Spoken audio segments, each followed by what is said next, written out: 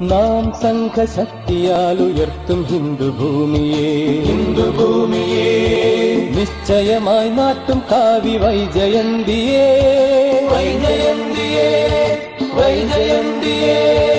നാം സംഘശക്തിയാൽ ഉയർത്തും ഹിന്ദുഭൂമിയെ നിശ്ചയമായി നാട്ടും കാവി വൈജയന്തിയെ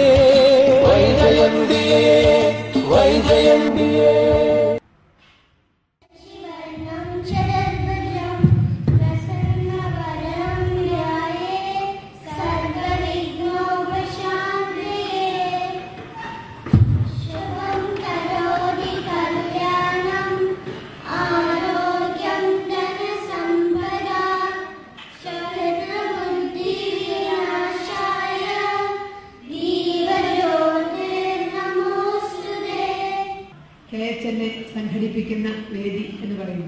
അതിൽ ഹിന്ദു ഐക്യവേദിയുടെ ഭാരവാഹിയായി നിൽക്കുന്നതിലാണ് പ്രത്യേക സന്തോഷം. കാരണം ഈ രണ്ട് സംഘടനകളുടെയും ഞാൻ പ്രതിനിധാനം ചെയ്യുന്ന കേരള ഹിന്ദു ഐക്യവേദിയുടെയും ഇവിടെ ആതിഥേയത്വം വഹിക്കുന്ന KHNA എന്ന സംഘടനയുടെയും എല്ലാം സ്ഥാപകൻ അഥവാ ആശയം നമുക്ക് നൽകി അനുഗ്രഹിച്ചത് ഒരേ സന്യാസി ശ്രേഷ്ഠനാണ് സ്വാമി സത്യാനന്ദ സരസ്വതി തിരുവടികളുടെ ആഗ്രഹങ്ങൾക്കനുസരിച്ചാണ് നമ്മുടെ രണ്ട് സംഘടനകളും പ്രവർത്തിക്കുന്നത് എന്നുള്ളതാണ്. തീർച്ചയായും അതിൻ്റെ ഇന്നത്തെ ഒരു ഭാരവാഹി എന്ന നിലയിൽ ഈ വേദിയെ വന്ന് അഭിസംബോധന ചെയ്യുമ്പോൾ ഒരുപാട് സന്തോഷം തോന്നുന്നു. സ്വാമികളുടെ അദൃശ്യമായ സാന്നിധ്യവും അനുഗ്രഹവും ഈ വേദിയിൽ സദസ്സിൽ നിറഞ്ഞു നിൽക്കുന്നതായി നമുക്ക് ഓരോരുത്തർക്കും അനുഭവപ്പെടുന്നുണ്ട് എന്നതും ഒരു വാസ്തവമാണ്. ആ അനുഗ്രഹം ഇല്ലെങ്കിൽ അല്ലെങ്കിൽ ആ സാന്നിധ്യം ഇല്ലെങ്കിൽ നമുക്ക് മുന്നോട്ട് പോകാൻ കഴിയില്ല. അതാണ് നമ്മെ മുന്നോട്ട് നയിക്കുന്ന പ്രേരണയും പ്രചോദനവും എന്നോർത്തുകൊണ്ട് സ്വാമികളുടെ സ്മരണയ്ക്ക് മുന്നിൽ പ്രണാമം അർപ്പിച്ചുകൊണ്ട് ഞാൻ എൻ്റെ വാക്കുകളിലേക്ക് കടന്നു. ഇവിടെ എന്നെ പരിചയപ്പെടുത്തിയപ്പോൾ അറിഞ്ഞോ അറിയാതെയോ വന്നു വീണൊരു വാചകത്തിൽ വലിയ സന്തോഷം തോന്നി. കേരളത്തിൽ അതിവേഗം ന്യൂനപക്ഷമായി കൊണ്ടിരിക്കുന്ന ഹിന്ദു സമാജത്തിൻ്റെ അത് കേട്ടപ്പോൾ വലിയ സന്തോഷം തോന്നി. നിങ്ങൾക്ക് സന്തോഷം ഉണ്ടായോ എന്ന് എനിക്കറിയില്ല, എനിക്ക് വലിയ സന്തോഷം ഉണ്ടായി. കാരണം ന്യൂനപക്ഷമായി രക്ഷപ്പെട്ടു. ന്യൂനപക്ഷമായി കഴിഞ്ഞാൽ പിന്നെ എന്തിനുള്ള അവകാശമായി? ഇപ്പൊ നമ്മൾ അതിവേഗം ആ അവകാശങ്ങളിലേക്കൊക്കെ നീങ്ങിക്കൊണ്ടിരിക്കുന്നു എന്നുള്ളൊരു തിരിച്ചറിവ് നമുക്കൊക്കെ വലിയൊരു സുഖം ഉണ്ടാക്കുന്ന കാഴ്ചയാണ്. കാരണം ഇന്നത്തെ മൈനോറിറ്റിക്ക് കിട്ടുന്ന അവകാശങ്ങളും ആനുകൂല്യങ്ങളും ഒക്കെ നാളെ മൈനോറിറ്റി ആയാൽ നമുക്ക് കിട്ടും എന്ന് ഇന്ന് പ്രതീക്ഷിക്കാം. നാളെ ആയാൽ കിട്ടുമോ കിട്ടില്ലയോ അത് പറയണം. ഏതായാലും കഴിഞ്ഞ ഏപ്രിൽ 13 കേരളത്തിലെ പൊതുതെരഞ്ഞെടുപ്പ് നടന്നു. ഹൈന്ദവ സമാജത്തെ പൊതുവെ സംബന്ധിച്ച് ഏപ്രിൽ 13 മുതൽ മെയ് 13 വരെ വിശ്രമ കാലഘട്ടമാണ്. മെയ് 13 വോട്ടെണ്ണൽ. വലിയ പരിഭ്രമമൊന്നും ആർക്കും ഉണ്ടായിരുന്നില്ല. എനിക്കും ഉണ്ടായിരുന്നില്ല, നമുക്ക് ആർക്കും ഉണ്ടായിരുന്നില്ല. ആര് ജയിച്ചാലും ആര് തോറ്റാലും നമുക്ക് പ്രശ്നമില്ല. എന്റെ മുത്തശ്ശിയൊക്കെ പണ്ട് പറയുന്നു, ആര് ജയിച്ചാലും എന്റെ കണക്കിൽ അരിയിട്ടാലും എനിക്ക് ചോറാവുള്ളൂ. ആ ഭാവത്തിൽ ആരായാലും പ്രശ്നമില്ല എന്നുള്ള നിലയിൽ നമ്മളൊക്കെ. ഏപ്രിൽ 13 മുതൽ മെയ് 13 വരെ ഇല്ലാത്ത വെപ്രാളം മെയ് 13 കഴിഞ്ഞപ്പോ ഒട്ടുമിക്ക ഹിന്ദുക്കളിലും ഉണ്ട്, ഞാനടക്കം എല്ലാവരിലും ഉണ്ട്. പ്രാർത്ഥനാ നിർഭരമായ മനസ്സോടുകൂടിയായിരുന്നു 14 മുതൽ 2-3 ദിവസം കേരളത്തിലെ ഹൈന്ദവ സമൂഹം ചെലവഴിച്ചു. 33 കോടി ദേവഗണങ്ങളിൽ ഋഷീശ്വരന്മാർ നമുക്ക് പരിചയപ്പെടുത്തി തന്നിട്ടുണ്ട്. ഈ 33 കോടി ദേവഗണങ്ങളുടെ കൂടെ ഇനി എണ്ണുണ്ടെങ്കിൽ അവരെ ഒക്കെ വിളിക്കാൻ നമ്മൾ തയ്യാറായിരുന്നു. ആത്മാർത്ഥമായിട്ട് മെയ് 13 അല്ലെങ്കിൽ 14 മുതൽ അങ്ങോട്ട് ആത്മാർത്ഥമായിട്ട് വിളിക്കുകയായിരുന്നു. നമ്മുടെ വീട്ടിലെ ആവശ്യത്തിന് നമ്മളാരും ഇത്ര ഗംഭീരമായിട്ട് പ്രാർത്ഥിച്ചിട്ടുണ്ടാവില്ല, അത്ര ഗംഭീരമായിട്ട് പ്രാർത്ഥിച്ചു. അത് വേറെ ഒന്നിനുമല്ല, ദൈവമേ കേരളത്തിലെ മന്ത്രിസഭയിലെ വകുപ്പ് വീതം വെക്കുമ്പോൾ ആ ദേവസ്വം വകുപ്പെങ്കിലും ഒരു ഹിന്ദുവിന് കിട്ടണമേ എന്നായിരുന്നു ആത്മാർത്ഥമായിട്ട് പ്രാർത്ഥിച്ചുകൊണ്ടിരുന്നത്. ജീവിതത്തിൽ മറ്റൊരു കാര്യത്തിൽ ഇത്രയും ആത്മാർത്ഥമായിട്ട് പ്രാർത്ഥിച്ചിട്ടുണ്ടെന്ന് എനിക്ക് തോന്നുന്നില്ല. അതെങ്കിലും വലിയ കാര്യം ഉണ്ടായിട്ടില്ല, എന്നാലും അതെങ്കിലും കിട്ടണേ എന്ന് ആത്മാർത്ഥമായി പ്രാർത്ഥിക്കാത്ത ഒരു ഹിന്ദു ഉണ്ടായിരുന്നില്ല. കാരണം ആ വഴിയിലേക്കായിരുന്നു കാര്യങ്ങളുടെ പോക്ക്. കാരണം അരമനയിൽ നിന്നും പാണക്കാട് പടിപ്പരയിൽ നിന്ന് എന്താണോ തീരുമാനിക്കുന്നത് അതിനപ്പുറം നീങ്ങില്ല എന്ന് പൂർണ്ണ ബോധ്യമുള്ളതുകൊണ്ട് എന്താ ദേവസ്വത്തിന് ഒരു ഹിന്ദുവിനെ വേണോ എന്ന് ചോദിച്ചാൽ സംഗതി ചോദ്യങ്ങളൊക്കെ ആകാം. കാരണം നെയ്യാറ്റിൻകര സ്വദേശിയായ ഒരു വ്യക്തിയെ കൊല്ലം സബ് ഗ്രൂപ്പിലെ ഒരു ക്ഷേത്രത്തിലെ കഴകത്തിന് പോസ്റ്റ് ചെയ്തതായ വാർത്ത ഒരു 2-3 ഇലക്ഷന് 2-3 മാസങ്ങൾക്ക് മുമ്പ് ഒട്ടുമിക്ക പത്രങ്ങളും പ്രാധാന്യമില്ലാതെ പ്രസിദ്ധീകരിച്ചു. അത് മറ്റൊന്നുമല്ല, കഴകത്തിന് ഒരാളെ വയ്ക്കുക എന്നുള്ളത് അത്ര വലിയൊരു വാർത്താ പ്രാധാന്യമുള്ള വസ്തുതയല്ല. അതുകൊണ്ട് തന്നെയാണ് അത് അൺഇമ്പോർട്ടന്റ് ന്യൂസ് ആയിട്ടാണ് പലരും കൊടുത്തത്. പക്ഷെ ഇത് ലേശ പ്രാധാന്യമുള്ള വസ്തുതയായിരുന്നു. കഴകത്തിന് പോസ്റ്റ് ചെയ്ത ആൾക്ക് ഒരു അധിക യോഗ്യത കൂടി ഇല്ലായിരുന്നു. ഈ കൊല്ലം സബ് ഗ്രൂപ്പിലേക്ക് നിയമിക്കപ്പെട്ട വ്യക്തിക്ക് ഒരു അധിക യോഗ്യതയില്ലായിരുന്നു. അദ്ദേഹം കഴിഞ്ഞ 15 വർഷമായിട്ട് ഒരു പള്ളിയിലെ കപ്പ്യാരായിരുന്നു എന്നതായിരുന്നു ആ അധിക യോഗ്യത.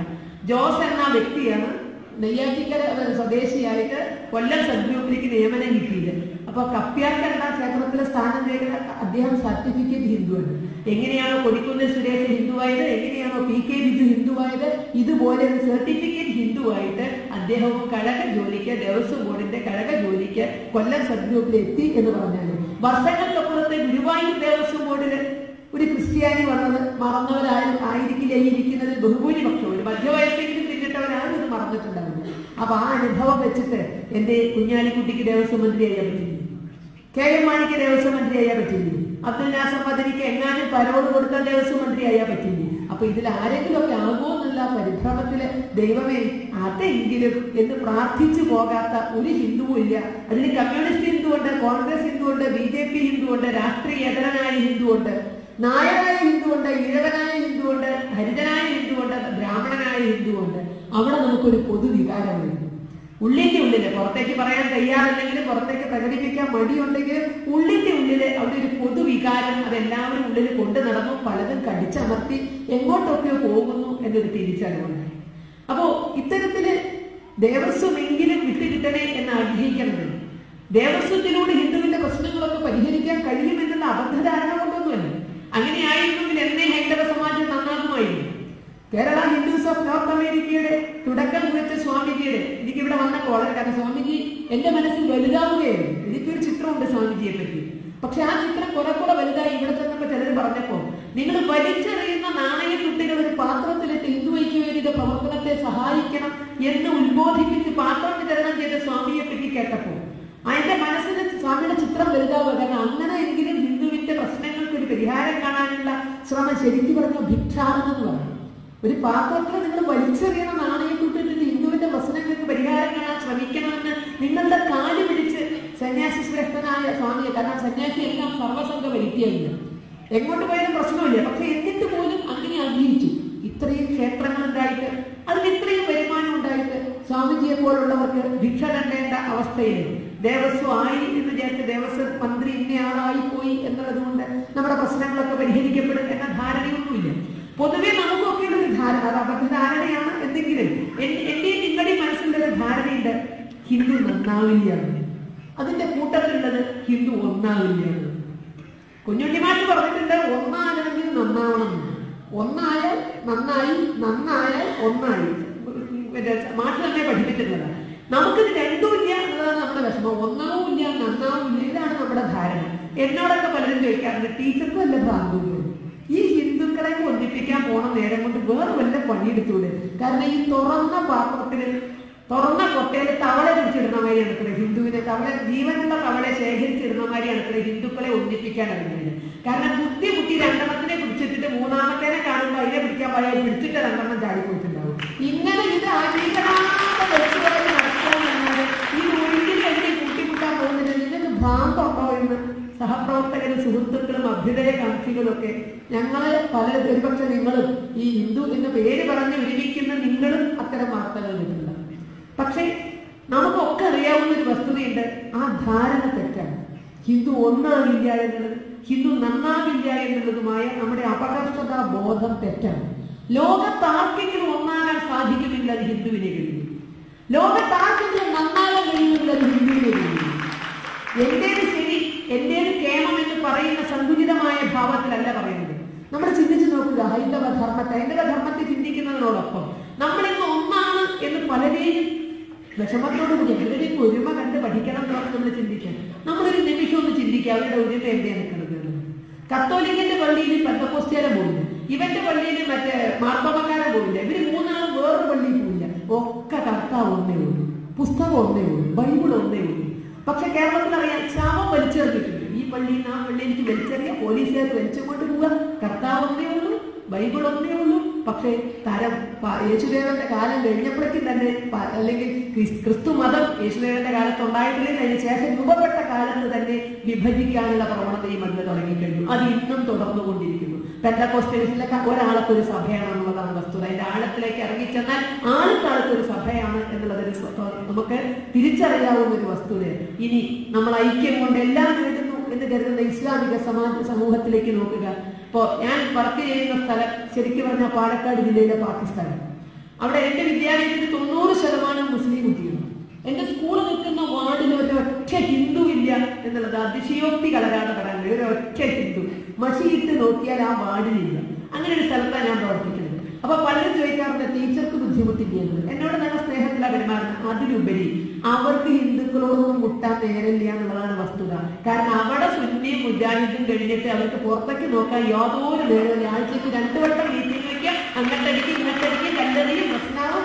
അതാണ് അവിടുത്തെ ഐക്യത്തിന്റെ യഥാർത്ഥ. സുന്നി മുജാഹിദും തമ്മിൽ ചേരില്ല, അവർക്ക് 2 വീട്ടിലും അഹമ്മദിയരെ കണ്ടുകൂടാ. ഇങ്ങനെ ഇതാണ് അവിടുത്തെ പോരാട്ടം. പുസ്തകം ഒന്നേ ഉള്ളൂ, പ്രവാചകൻ ഒന്നേ ഉള്ളൂ, അള്ളാഹ് ഒന്നേ ഉള്ളൂ.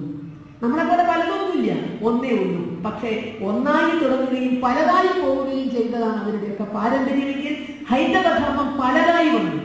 എങ്ങനെയാണോ ഗംഗാനദി രൂപം കൊണ്ടത്, പല പല അരുവികള്, ചെറിയ ചെറിയ ഒഴുക്കുകള്, ഇതൊക്കെ ചേർന്ന് മഹാപ്രവാഹമായി ഗംഗ മാറിയതുപോലെ ഹൈന്ദവ ധർമ്മത്തിന്റെ ഉള്ളറകളിലേക്ക് നോക്കിയാൽ വൈഷ്ണവമുണ്ട്, ശാക്തേയമുണ്ട്, അതിനകത്ത് ശൈവമുണ്ട്, കപിലമുണ്ട്. എങ്ങനെ നോക്കിയാൽ എന്തൊക്കെ നമുക്ക് ബൗദ്ധമുണ്ട്, ജൈനമുണ്ട്. എല്ലാറ്റിനും സ്ഥാനം, എല്ലാറ്റിൻ്റെയും ആചാര വൈവിധ്യങ്ങള്, വിശ്വാസങ്ങള്, ഇതൊക്കെ അതിനകത്ത് കാണാം. ഇതൊക്കെ സത്യമാണ്. ഇത് കുരുടന്മാരെ ആനെ കണ്ടമാരി നോക്കാൻ ഞാൻ മതിയേ ഉള്ളൂ. അതിനകത്ത് ജൈനമതത്തിന്റെ സവിശേഷതകളും എല്ലാ സവിശേഷതകളും അതിനകത്തുണ്ട്. എല്ലാം ചേർന്നപ്പോൾ ലോകത്തിന്റെ സർവ്വ അഴുക്കുകളെയും ശുദ്ധീകരിക്കാൻ ശേഷിയുള്ള, എല്ലാവർക്കും മോക്ഷം പ്രദാനം നൽകാൻ ശേഷിയുള്ള ഹൈന്ദവ ധർമ്മമായിട്ട് അത് ഒഴുകിയെങ്കിൽ അത് ഒഴുക്കാൻ വേണ്ടി നയാ പൈസ നമ്മളാരും ചെലവഴിച്ചിട്ടില്ല. ചിന്തിച്ചു നോക്കുക. നമ്മുടെ മതപ്രചാരകരെ ലോകം എവിടേക്കും അയച്ചിട്ടില്ല. മതം പ്രചരിപ്പിക്കാൻ വേണ്ടി ഒരു നയാ പൈസ ചെലവാക്കിയിട്ടില്ല. മതപ്രചാരകരെ അയച്ചിട്ടില്ല. ആരെയും പീഡിപ്പിച്ചിട്ടില്ല, ആരെയും ദ്രോഹിച്ചിട്ടില്ല. കാലത്തിന് അനുയോജ്യമായത് മാത്രം നിലനിൽക്കും എന്ന തത്വത്തിനനുസരിച്ച് നമ്മുടെ ആരുടെയും ഇത്തരത്തിലുള്ള പണമൊഴുക്കിയുള്ള അല്ലെങ്കിൽ മറ്റൊരു വിധത്തിലുള്ള അധ്വാനവും ഇല്ലാതെ അത് ഒന്നായി മുന്നോട്ട് പോന്നെങ്കിൽ നമ്മൾ ഒന്നാകും, നമ്മൾ നന്നാകും. അതിന് യാതൊരു വിധത്തിലുള്ള സംശയവും വേണ്ട. പല വിധത്തിലുള്ള തന്നാണ്. സാമ്പത്തികമായിട്ട് പിന്നിലല്ലേ, സാമൂഹികമായിട്ട് പിന്നിലല്ലേ, രാഷ്ട്രീയമായിട്ട് പിന്നാമ്പുറങ്ങളിലല്ലേ. ഇതൊക്കെ നമുക്ക് മുന്നോട്ട് പോകാൻ കഴിയും. കാരണം മുന്നിലായിരുന്നവരാണ് നമ്മൾ എന്നുള്ളത്. കേവലം ഒരു ചെറിയ നാട്ടുരാജ്യത്തിലെ ഒരു ക്ഷേത്രത്തിന്റെ അടിയിൽ സഹസ്രാവധി പണം അല്ലെങ്കിൽ സഹസ്രാവധി കോടിക്കുള്ള മുതൽ സംഭരിച്ചു വെക്കാൻ സാധിച്ച ഹിന്ദു ദരിദ്രനായിരുന്നു. 500 നാട്ടുരാജ്യങ്ങളിൽ ഒന്നു മാത്രം ചെറിയൊരു നാട്ടുരാജ്യമാണ് തിരുവിതാംകൂർ. ആ തിരുവിതാംകൂറില് പത്മനാഭസ്വാമിയുടെ തിരുനടയില് 1,00,000 കോടി ഇനി തുറക്കാൻ കിടക്കുന്നു. അത്രയും മുതൽ സംരക്ഷിച്ചു വെക്കാൻ സാധിച്ചിരുന്ന ഹിന്ദു ദരിദ്രനായിരുന്നു എന്ന് നമുക്ക് വിശ്വസിക്കാൻ കഴിയും. അല്ലെങ്കിൽ അത്തരത്തിലൊരു അപകർഷതാ ബോധം നമുക്ക് ആവശ്യമാണ്. നമുക്ക് ശക്തിയില്ല എന്ന് പറയുന്നു. അലക്സാണ്ടറെ മടക്കി പറഞ്ഞയച്ച പുരുഷോത്തമൻ എന്ന പോറസിന് വീര്യം കുറവായിരുന്നു. ആ നാടിന് വീര്യം കുറവാവൂ എന്തെങ്കിലും ലോകം മുഴുവൻ ചെന്നെത്തിയ സ്ഥലങ്ങളൊക്കെ തന്നെ തന്റേതാക്കി മാറ്റിയ ഇസ്ലാമിക ശക്തിയെ 10-700 കൊല്ലം ചവിട്ടും തൊഴിലും സഹിച്ചിട്ടും ആ ഇസ്ലാമിക ശക്തിയെ ഭാരതത്തിന് മുന്നിൽ മുട്ടുകുത്തിച്ച ശിവജിയെ പ്രസവിക്കാൻ സാധിച്ച, ഛത്രപതി ശിവജിയെ പ്രസവിക്കാൻ സാധിച്ച ഈ ധർമ്മം ശക്തമല്ല എന്ന് നമുക്ക് പറയാൻ സാധിക്കും. 2 നൂറ്റാണ്ടിന് ശേഷം വന്ന പോലെ തിരിച്ചു പോരേണ്ടി വന്ന യൂറോപ്യന്മാര് ലോകത്ത് എവിടെയെങ്കിലും അങ്ങനെ ഉണ്ടായിട്ടുണ്ടോ? ചെന്നെത്തിയ നാടൊക്കെ തന്റേതാക്കി കൈവശപ്പെടുത്തുക എന്നല്ലാതെ പോന്ന പോലെ ലേശം പണം കൊണ്ടുവന്നു, അതുകൊണ്ട് നാട് മുഴുവൻ വീടടക്കി സത്യമാണ്. പക്ഷെ പോന്ന പോലെ ഒരാളെ പോലും അവിടെ അവശേഷിപ്പിക്കാതെ ഒരുപക്ഷെ അവിടെ വെച്ച് മരിച്ച ഏതാനും ആളുകളുടെ ശവകുടീരങ്ങൾ ഒഴികെ ബാക്കി മുഴുവൻ അവിടെ നിന്ന് തുടച്ചു നീക്കാൻ സാധിച്ച ഈ ധർമ്മം, ഇതിന്റെ അവകാശികള് നമ്മൾ ശക്തരല്ല, നമുക്ക് തന്ത്രമില്ല, വീര്യമില്ല, ഇതൊന്നും പറഞ്ഞാൽ നമുക്ക് വിശ്വസിക്കാൻ സാധിക്കില്ല. പക്ഷെ ഇതൊക്കെ ഉണ്ടെങ്കിലും ആധുനികമായ നമ്മുടെ ഇന്നത്തെ അല്ലെങ്കിൽ ഇന്ന് നമ്മൾ അനുഭവിക്കുന്ന വർത്തമാനകാല പരിതസ്ഥിതികൾ ആണ് നമ്മെ ഒരുപാട് അപകർഷതാ ബോധത്തിലേക്ക് നയിക്കുന്നത്. അവിടെ നമ്മൾ പഴയതൊക്കെ മറക്കുന്നു. ഇന്നത്തെ കാലത്തിൽ നിന്നുകൊണ്ട് നോക്കുന്നു. ഇന്നത്തെ കാലത്തിൽ പരിഭ്രമിക്കേണ്ട എന്നാണ് എനിക്ക് വ്യക്തിപരമായി തോന്നുന്നത്. എൻ്റെ ഭർത്താവിന് കുറച്ചു കാലമുള്ള ഗൾഫ് വാസത്തിന്റെ ഇടയിൽ കിട്ടിയ ഒരു പരിപാടിയുണ്ട്. ഈ ഗുസ്തി മത്സരം കാണാൻ വലിയ ഇഷ്ടം. എനിക്ക് വലിയ ഇഷ്ടമൊന്നുമല്ല. എന്നാലും ഇടയ്ക്ക് അവിടെ ചെന്ന് പെട്ട് കഴിഞ്ഞത് എപ്പോഴേലും ചാനൽ മാറ്റി തരുമ്പോൾ കാണാനോ വെച്ചിട്ട് 10 മിനിറ്റ് ഞാനും അവിടെ ഇരിക്കുമ്പോൾ എനിക്കതിന് നല്ലൊരു അനുഭവം തോന്നാറുണ്ട്. ആട്ടി കിട്ടി തളർന്നാലേ ചിലവന്മാര് ചൂടാവും.